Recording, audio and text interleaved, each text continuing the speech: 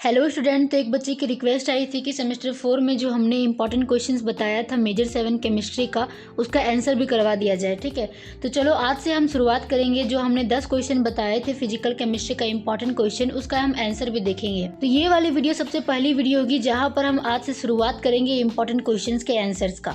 तो सबसे पहला क्वेश्चन था हमारा, explain the following term with suitable example, जिसमें कि सबसे पहले हमें स्टेट एंड पाथ फंक्शन बताना है, सेकेंड हमें open close and isolated system के बारे में बताना है, एंड थर्ड हमें thermodynamic reversible and irreversible process के बारे में बताना है। तो चलो शुरू करते हैं इसका आंसर। तो ये जो क्वेश्चन है ये थर्मोडायनेमिक्स से रिलेटेड है, और जब हम थर्मोडायनेमिक्स पढ़ रहे थे तो सबसे पहले हमने वहां पर सिस्टम पढ़ा था, सराउंडिंग पढ़ा था, यूनिवर्स पढ़ा था। सिस्टम क्या होता है? एक ऐसी चीज जिसपे आप नजर रख रहे हो, जिसका आप ऑब्जर्वेशन करने वाले हो, जिसे आप कंसिडर कर रहे हो, उसे हम सिस्टम बोलते हैं। और उस सिस्टम को छोड़ करके दुनिया में जितनी भी सारी चीजें होगी, उसके अगल बगल की जितनी भी सारी चीजें होगी, वो हो जाता है सराउंडिंग। एंड दोनों को जब मिला दिया जाता है तो उसे हम बोलते हैं यूनिवर्स। तो आई होप तुमको सिस्टम सराउंडिंग पता होगा। तो हम आगे बढ़ते हैं ताकि आपको ये दोनों समझने में आसानी हो। एंड बढ़ते हैं स्टेट फंक्शन। तो स्टेट फंक्शन थर्मोडायनेमिक्स प्रॉपर्टी होती है जो डिटरमाइन करता है सिस्टम के स्टेट को। स्टेट का मतलब होता है स्थिति, जैसे कि गैसेस स्टेट हो गया, लिक्विड स्टेट हो गया, सॉलिड स्टेट हो गया। तो ये सारे स्टेट्स होती है। तो ये ऐसी प्रॉपर्टी जो सिर्फ डिटरमाइन करती है सिस्टम के स्टेट को, और ये सिर्फ डिपेंड करती है इनिशियल और फाइनल स्टेट पे। यानी कि जिसको हम कंसिडर में ले रहे हैं और वहां पर कुछ चेंजिंग आ रहे होंगे, तो वहां पर इनिशियल में कैसा स्टेट था एंड फाइनल स्टेट क्या है, उसी पर अगर प्रॉपर्टी डिपेंड करती है तो उसे हम बोलते हैं स्टेट फंक्शन। ठीक है, and it does not depend on path. ये पाथ पे डिपेंड नहीं करती है, चाहे आप इधर से जाओ चाहे आप उधर से जाओ, जैसे भी जाओ, लेकिन सारे की सारी चीजें वही हो जाएगी। पाथ वाला को हम अच्छे से बताएंगे आगे, जब हमारे पास पाथ फंक्शन आएगा तो इसमें बहुत ही अच्छे से हम समझाएंगे पाथ फंक्शन किसको बोलते हैं। तो स्टेट फंक्शन का एग्जांपल है internal energy, enthalpy, entropy, Gibbs free energy, pressure, volume, temperature, number of moles. आप इसको याद कैसे रखेंगे? जितने भी चारों चीजें हैं थर्मोडायनेमिक्स में जो हम मेनली पढ़ते हैं, इंटरनल एनर्जी जिसे हम यू से लिखते हैं या फिर ई से लिखते हैं, इंथैल्पी जिसे एच से लिखा जाता है, एंट्रोपी एस से लिखा जाता है, गिब्स फ्री एनर्जी। तो ये चार मेन पिलर्स होते हैं थर्मोडायनेमिक्स के। तो ये चारों के चारों स्टेट फंक्शन होते हैं। और जब भी हम गैसेस का प्रॉपर्टीज पढ़ते हैं तो उसमें हम भी चार चीजें लेते हैं, प्रेशर लेते हैं, वॉल्यूम लेते हैं, टेम्परेचर लेते हैं, नंबर ऑफ मोल्स लेते हैं। तो ये चारों भी हो जाते हैं आपका स्टेट फंक्शन। यानी कि गैसेस से रिलेटेड एंड थर्मोडायनेमिक्स का जितना प्रॉपर्टी होता है, जितना भी मेन चीजें होती है, वो सारे के सारे स्टेट फंक्शन में आते हैं। अब बढ़ते हैं पाथ फंक्शन की ओर। तो पाथ फंक्शन ऐसी प्रॉपर्टी है थर्मोडायनेमिक्स की जो डिपेंड करता है पाथ पे, यानी कि उसके रास्ता क्या है, किधर से वो किधर चला जा रहा है। ठीक है, as well as initial and final state, यानी कि पहले किस स्टेट में था एंड अब किस स्टेट में है, इसे हम बोलते हैं पाथ फंक्शन। एग्जाम्पल इसका होता है वर्क एंड हीट। सिर्फ दो ही एग्जाम्पल इसमें आते हैं, दोनों को अच्छे समझो। अब हम स्टेट फंक्शन और पाथ फंक्शन को अच्छे समझते हैं। तो पाथ का मतलब हो गया कि जैसे कि आप यहाँ पर थे एंड आप यहाँ पर हो एंड आपका घर यहाँ पर है। ठीक है, अचानक से आपके पापा का फोन आता है एंड वो बोलते हैं कि तुम्हारे साथ मुझे घर चलना है। ठीक है, वो अपने काम से आपके पास आ जाते हैं। एंड देखो यहाँ से आपके घर जाने का तीन रास्ता है, एक तो सीधा रास्ता है, एक बहुत ही उबड़ खाबड़ रास्ता है, एंड एक बहुत ही गड्ढा वाला रास्ता है। इधर भी गड्ढा है, इधर भी गड्ढा है, इस तरह से। तो यहाँ पर ये डिपेंड करता है, आप इधर से भी जाओगे तो भी घर पहुंचेगी, इधर से भी जाओगे तो भी घर पहुंचेगी। लेकिन अगर आप अपने पापा के साथ है तो आप कौन सा रास्ता चूज करेंगे? ये वाला रास्ता, ताकि आप गाली भी ना सुनो और आसानी से पहुंच भी जाओ। तो जब आपको फाइनल और इनिशियल स्टेट डिपेंड कर रहा है, ठीक है, इनिशियल स्टेट क्या है, फाइनल स्टेट क्या है, ये डिपेंड कर रहा है, एंड पाथ भी डिपेंड कर रहा होता है, तो उसे हम बोलते हैं पाथ फंक्शन। अब इसे आप थर्मोडायनेमिक्स में कैसे रिलेट करेंगे? तो जैसे कि एग्जांपल के लिए आपने एक बर्तन चढ़ा रखा है गर्म होने के लिए। ठीक है, आपने पानी चढ़ा रखा है गर्म होने के लिए, ये हो गया आपका गैस। अब यहाँ पर मान लो कि ये तो धीरे धीरे गर्म हो रहा है ना, फिर इसको आप उतार दोगे तो यहाँ से क्या होगा कि ये जो हॉट है ये अब कोल्ड होना शुरू हो जाएगा। यानी कि यहाँ से जो इसकी एनर्जी है वो बाहर निकल रही होती है। ठीक है, ये क्या होती है, बाहर निकल रही होती है। तो यहाँ पर ये पाथ डिपेंड कर रहा है, इनिशियल क्या था, फाइनल क्या था।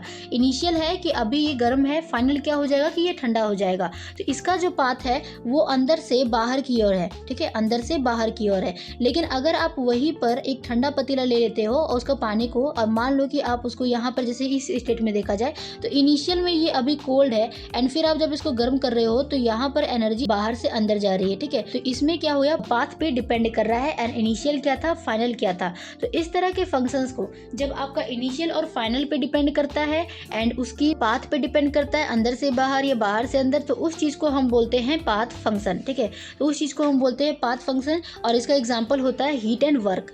ठीक है, और अगर हम बात करें स्टेट फंक्शन की यही वाला एग्जांपल ले लेते हैं। मान लो कि अब आपके साथ पापा नहीं खड़े हैं, तो आप इधर से भी चलो जाओगे तो भी आप यहाँ पहुंच जाओगे, इधर से भी जाओगे तो भी अपने घर पहुंच जाओगे, इधर से भी जाओगे तो भी घर पहुंच जाओगे। तो डिपेंड नहीं कर रहा है आपके लिए पाथ, क्योंकि आप मस्ती करते हुए जाओगे घर, है ना। तो आपके लिए यहाँ पर कोई भी पाथ डिपेंड नहीं कर रहा है, आपके लिए बस वहाँ पर पहुँचने से मतलब है घर में। इसे हम बोलते हैं स्टेट फंक्शन। एग्जाम्पल के लिए लो, जैसे कि हमने इंथैल्पी पढ़ रखा है, जिसे हम एच से लेते हैं। मान लो कि यहाँ पर कोई ए दिया हुआ है एंड यहाँ पर बी दिया हुआ है। आप इधर जाते हैं सी बन रहा है, इधर से डी बन रहा है और फिर जाकर के ये बन रहा है, यानी कि ये हमारा रिएक्टेंट है एंड ये हमारा प्रोडक्ट है, ठीक है। और आपने यहाँ से पहले सी बनाया है, ए से सी बनाया है, फिर डी बनाया है एंड फिर डी से हमारा बी बन रहा है, यानी कि प्रोडक्ट बन गया। एक डायरेक्ट प्रोडक्ट भी बन सकता है एंड हो सकता है आपने सबसे पहले ई बनाया, फिर एफ बनाया एंड फिर जी बनाया एंड फिर बी बन गया। इस तरह से भी बन सकता है, यानी कि बहुत सारे प्रोडक्ट बनते बनते आपने प्रोडक्ट बनाया है। बन तो आपका सेम चीज रहा है, इनिशियल से फाइनल आप पहुंच जा रहे हो, ठीक है। लेकिन ये पाथ पे डिपेंड नहीं करता है। जैसे कि पाथ पे डिपेंड नहीं करने का एग्जाम्पल आप कैसे ले सकते हो कि मान लो यहाँ से यहाँ पहुँचने पे इंथैल्पी डेल्टा एच होती है, ठीक है। यहाँ का इंथैल्पी H1 है, यहाँ का इंथैल्पी H2 है, यहाँ का H3 है। इधर का मान लेते हैं यहाँ H4 है, यहाँ पर H5 है, यहाँ पर H6 है, यहाँ पर H7 है।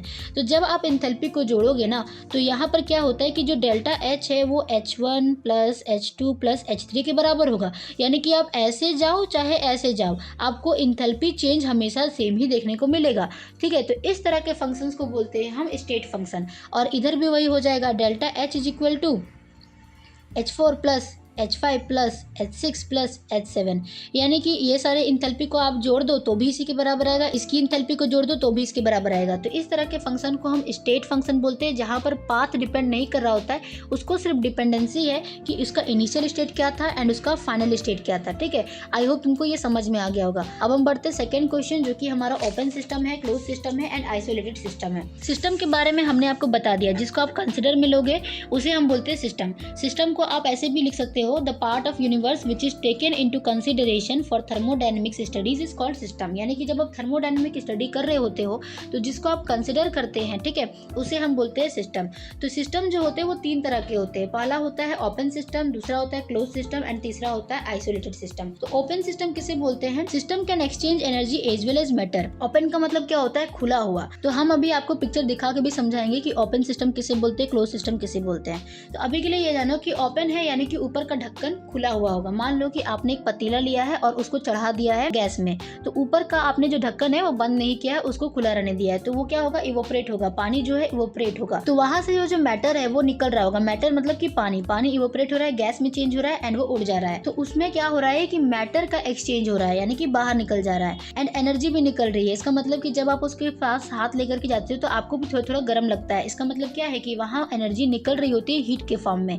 तो ओपन सिस्टम उस तरह के सिस्टम को बोलते हैं जहां पर एनर्जी और मैटर दोनों के दोनों एक्सचेंज होते हैं, ठीक है। एंड क्लोज सिस्टम ऐसे सिस्टम को बोलते हैं जहां पर आपका जो सिस्टम होगा वो क्लोज होगा एंड वहां पर क्या होगा कि एनर्जी तो ट्रांसफर हो रही होगी, यानी कि हीट जो है वो बाहर निकल रहा होगा उस पतीले से, लेकिन आपका जो मैटर है वो बाहर नहीं निकलेगा क्योंकि वो इवेपोरेट तो हो रहा होगा, लेकिन वो क्लोज होने के कारण क्या हो जाएगा? दोबारा से वो कंडेंस हो जाएगा एंड फिर आपको लिक्विड दोबारा मिल जाएगा। तो क्लोज सिस्टम में क्या होता है कि मैटर का एक्सचेंज नहीं होता है, लेकिन एनर्जी का ट्रांसफर हो जाता है। किस फॉर्म में? हीट के फॉर्म में। तो उसे हम बोलते हैं क्लोज सिस्टम। अब हम देखते हैं आइसोलेटेड सिस्टम। आइसोलेटेड सिस्टम में क्या होता है? ना ही एक्सचेंज होती है एनर्जी और ना ही मैटर एक्सचेंज होता है, यानी कि यहाँ पर कोई भी हीट का एक्सचेंज नहीं होता, अंदर बाहर का आना जाना कहीं नहीं होता है, हीट का या फिर वर्क का जो भी एनर्जी होती है, एंड मैटर भी यहाँ पर लॉस नहीं होता है। तो इसे हम लिख सकते हैं system neither exchange energy not matter is called isolated system. यानी कि यहाँ पर ना तो मास एक्सचेंज होगा, ना ही मैटर एक्सचेंज होगा, ना ही एनर्जी एक्सचेंज होगी। It is made up of adiabatic walls. और ये जो सिस्टम होता है ये एडियाबैटिक वॉल से बने होते हैं। एडियाबैटिक वॉल्स का मतलब होता है ऐसा वॉल जो कि क्या करता है? सिस्टम और सराउंडिंग को बहुत ही अच्छे से अलग कर लेता है। यहाँ पर किसी भी चीज का एक्सचेंज यहाँ पर वो होने नहीं देता। एग्जाम्पल कि आप थर्मस फ्लास्क देख सकते हो, वो जो बॉटल याद है उसमें क्या होता है कि आप गर्म डालते हो तो वो 24 घंटे तक गर्म रखता है, उसके बाद ठंडा डालते हो तो वो ठंडा रखता है। तो उस बॉटल को हम बोल सकते हैं ये एक आइसोलेटेड सिस्टम है, ठीक है। यहाँ पर आपकी मास भी नहीं होती है, ना ही एनर्जी एक्सचेंज होती है। अब यहाँ पर आप इस फिगर को बना सकते हो और पूरा नंबर ला सकते हो। जैसे कि अब इस ओपन सिस्टम में जब आप क्या करते हो, यहाँ से हीट एक्सचेंज होगा, यानी कि ये अंदर से बाहर भी जा सकती है और ये बाहर से अंदर भी जा सकता है, हीट या फिर वर्क भी बोल सकते हैं। एनर्जी को हम यहाँ पर हीट और वर्क दोनों के हिसाब से ले सकते हैं। तो हमने यहाँ पर एग्जाम्पल में जो फिगर दिया है वो हीट के लिए है, यानी कि हीट अंदर से बाहर भी जा सकता है एंड बाहर से अंदर भी जा सकता है और यहाँ पर मास भी एक्सचेंज कर सकता है। तो इसे हम बोलते हैं ओपन सिस्टम।